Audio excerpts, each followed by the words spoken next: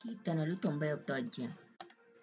మహోన్నతుని చాటున నివసించువాడే సర్వశక్తుని నీడను విశ్రమించువాడు.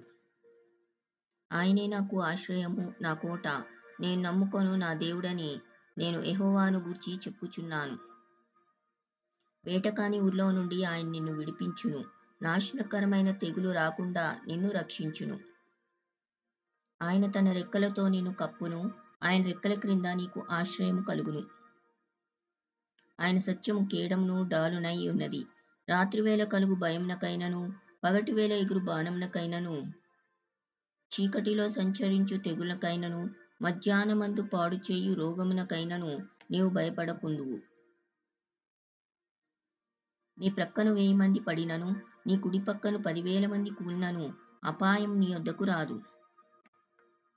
నీవు కనులారా చూచుచుండగా భక్తిహీనులకు ప్రతిఫలం కలుగును. యెహోవా, నీవే నా ఆశ్రయము అని నీవు మహోన్నతుడైన దేవుని నీకు నివాస స్థలంగా చేసుకొని ఉన్నావు. నీకు అపాయమేమియూ రాదు, ఏ తెగులును నీ గుడారమును సమీపించదు.